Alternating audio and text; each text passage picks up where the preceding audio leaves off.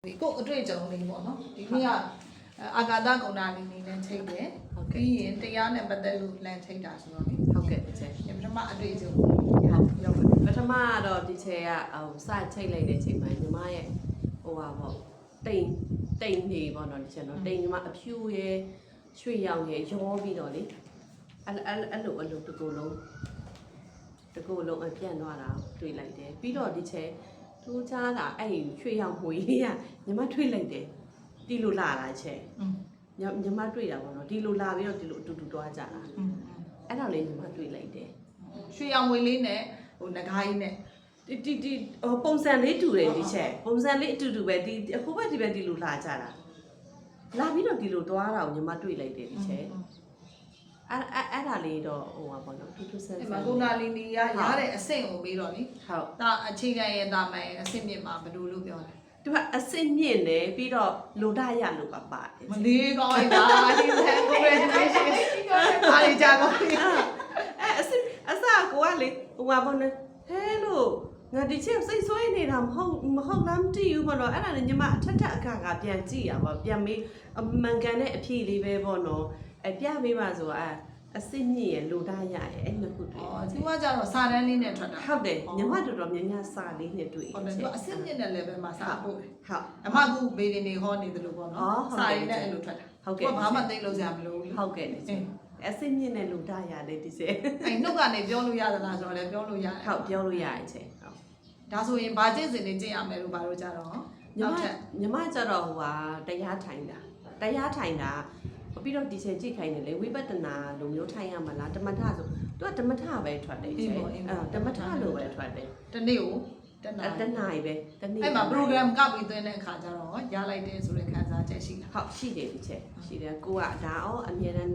ပေါ့နော်လွယ်ကူနဲ့လုံနိုင်သွားမယ်ဆိုကိုကကိုလုံဆိုလို့ရှိရင်လည်းကွာမလုံဖြစ်ဘူးအဲ့ခါကျတော့မဖြစ်မနေလုံရဆိုတဲ့ habit ကို program နဲ့ကောက်ပြီးခန္ဓာကိုယ်ထည့်လိုက်ဟုတ်ကဲ့ဒီချက်သူကြစူးစမ်းစရာမလိုတော့ဘူးလေ auto everyday activities အနေနဲ့သွားပါဟုတ်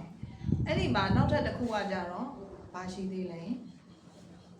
မမီတလောက်ပါဒီချိန်ကကို့အတွက်ဘလူလူမျိုးလဲဆိုတာလေးပါတယ်ဒီအဲ့ဒီရှေတာလေးမှာဟိုဟာလေးရှိသေးတယ်ဟိုဘာလဲဒီကုံတာလီနီရတာဟာဘာလို့ဖို့လဲဆိုပြီးတာအဲ့ဒါကဒီချက်ရဲ့အများအကျိုးဆိုပြီးတော့ဖြည့်ထွက်တယ်အများအကျိုးဆိုတဲ့ဟာဒါဆိုရင်သမီးကကြတော့အများအတွက်ကိုလုံးဝမယ်ပါရမီရှင်ဖြစ်ပြီဟုတ်တယ်ဘလို့နီးနဲ့တော့ဘာလို့ပါလားအဲ့နီးကမပါဘူးချက်နီးကမတွေ့ဘူးဒါဆိုအိမ်မွေချတဲ့ကုထုံးတက်ရောက်ရမယ်ဆိုတဲ့ဟာကြတော့မှအိမ်မွေချကုထုံးတက်ရောက်မယ်ဆိုတဲ့အဖြေမျိုးထွက်တာဟုတ်တယ်ဒီချက်အဲ့ဒါလေးကိုတင်လိုက်တယ်အတူကပြီးတော့ဒီချက်မီဒီယာလေးဒီဘယ်အပတ်စင်မှာတက်ရမလဲဆိုအဲ့ဒါကခွန်အပတ်စင်ခွန်ဘယ်ခုနှစ်လဲဆိုတော့ခုနှစ်တော့ခုနှစ်ကဒီလိုသွားနေရဒီချက်2025 2026အဲ့နှစ်ခုပြေးနေတယ်โอเค IC သဘောပေါက်ပြီ25ဒီဇင်ဘာဖြစ်ချင်ဖြစ်မဖြစ်ချင်26ဇန်နဝါရီလို့အဲ့လိုပြေးနေတော့အဲ့အကြောင်းညီမဘာမှမပြောလိုက်တာအချင်းဟုတ်ပြီအဲ့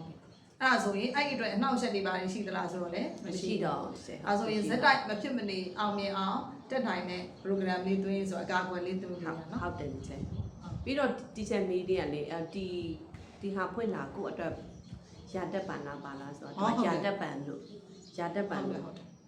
သူဆွမ်းအားကအခုရထားတာအတိုင်းပဲတက်နေမှာလားအမြဲမြင့်နေမှာလားဆိုပြီးတော့ရာတက်ပန်လို့ရေးလိုက်တွေ့လိုက်တာအမြဲစက်တိုက်ဟုတ်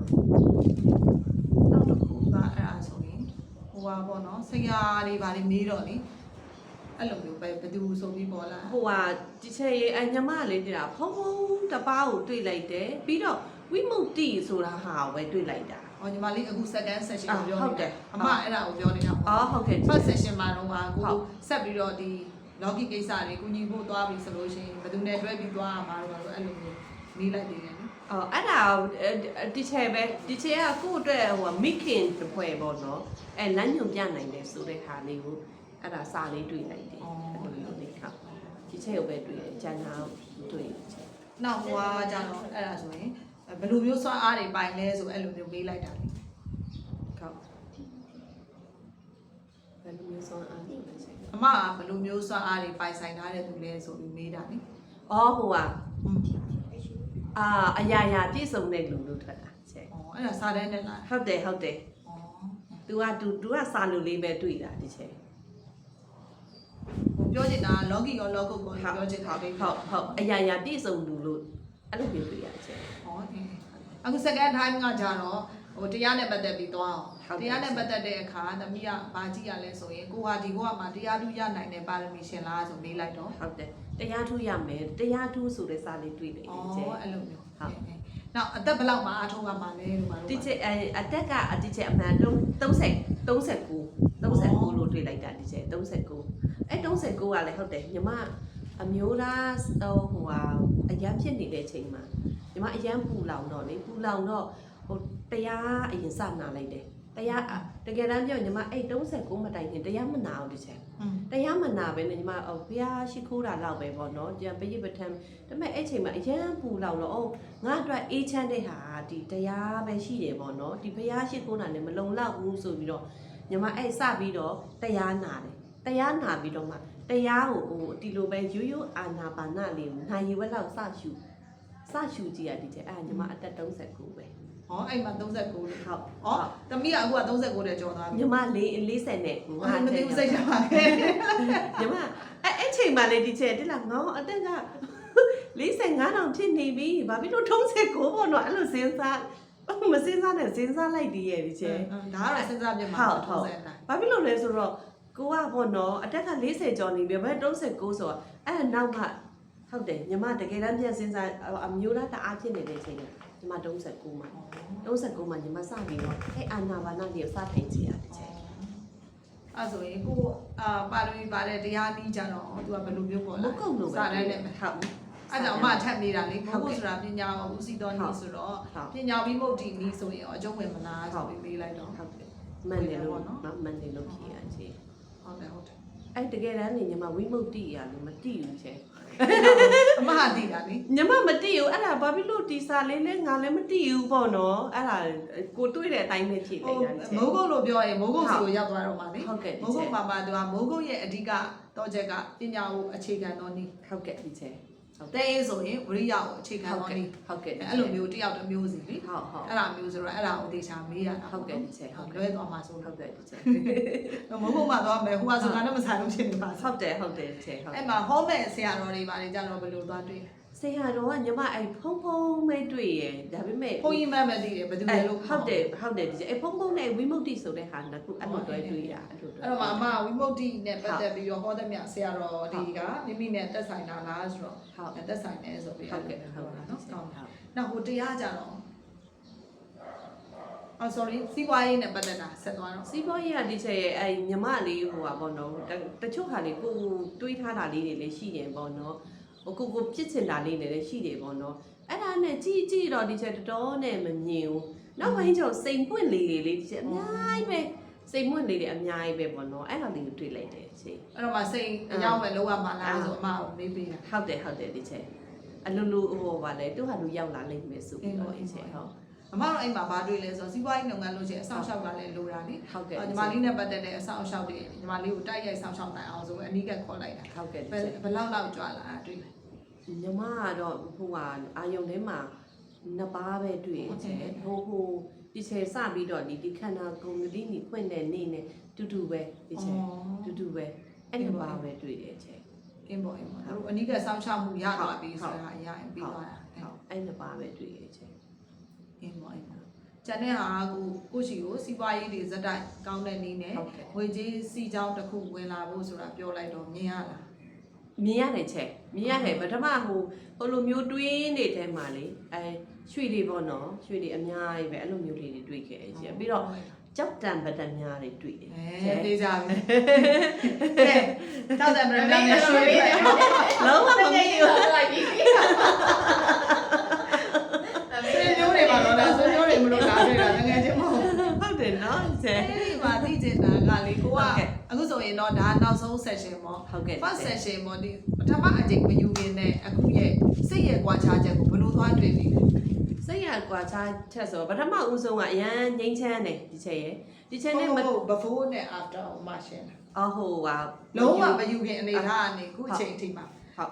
session 6ခုဖြတ်ခဲ့တယ်ပေါ့ ဟု နော် တ်ကဲ့ဒီချက် အဲ့ဒီမှာကွာခြားချက်ကဘယ်လိုတွေသွား အော်တဖြည်းဖြည်းလေးပေါ့ ဟုတ်တယ် တဖြည်းဖြည်းကွာခြားတဲ့ဟာ တဖြည်းဖြည်းกว่าတာမဟုတ်စက်တိုက် ဆက်တိုက်ဟုတ်ကဲ့အရင်ဟာနဲ့အခုနဲ့အခုကပေါ့ဒီချက်ရဲ့အရင်ကကျတော့စိတ်ကအရန်ဟိုကဖြစ်တယ်လေဘလို့မှအစင်မပြေဘူးအစင်လည်းမပြေဘူးပြီးတော့ဘာသာရေးလည်းလုံးဝမလုပ်ချင်ဘူးပြီးတော့လေလူဘဝလည်းစိတ်ကုန်တယ်လူဘဝလည်းစိတ်ကုန်တယ်နေရတာလည်းပေါ့နော်ဘာမှအစင်ပြေမနေဘူးပေါ့နော်အဲ့မှာကိုပြန်မေးကြည့်လိုက်တော့လေငါကဘာအခက်ခဲဖြစ်နေလို့လဲဆိုတော့လေအပြေမရှိဘူးဘာမှလည်းကိုကခက်ခဲနေတာလည်းမဟုတ်ဘူးဒီချက်အကုန်လုံးကအဆင်ပြေနေတာဒါပေမဲ့လူကဘယ်လုံးမှနေလို့အဆင်မပြေဘူးနေလို့အဆင်မပြေပြီးတော့အမြဲတမ်းကဒီဘောနော်တရားထိုင်တာတော်လကောင်ဘုရားရှိခိုးတာတော်လကောင်ဒီတိုင်းထိုင်တာတော့ဒီနာအမြဲတမ်းရင်ညွတ်မှာအလုံးကြီးတစ်ခုပေါ့ဒီချက်ချက်ခဲပြီးတော့လေအဲ့လိုအဲ့လိုရှူလိုက်တဲ့ခါတိုင်းတော့ဆွဲချတာဒီလိုမျိုးဆွဲချတာတခါကျညဘက်ဆိုအိတ်နေနေအရန်မောပြီးတော့ညီမငုတ်တုတ်ထထိုင်ရတယ်အဲ့လိုမျိုးပေါ့နော်အဲ့ဒါတွေကအခုလုံးဝမရှိတော့အဲ့ဒါတွေလုံးဝကိုပထမရက်ကလေးကဒီချိန်နဲ့ပထမရက်ဆုံးတယ် first session နဲ့ဟုတ်တယ်လုံးဝကိုအရှင်းပြောက်သွားတာအဲ့ဒါအရန်ကိုလေဒီချိန်ပေါ့ပါပြီးတော့လေလုံးဝကိုမရှိတော့အဲ့ဒါလေးကလေဘာလဲဆိုညီမကလှပေါင်းများစွာခံစားနေရအဲ့ဒါကြီးကိုလှပေါင်းများစွာခံစားပြီးနှလုံးယောဂလားဆိုတော့လေ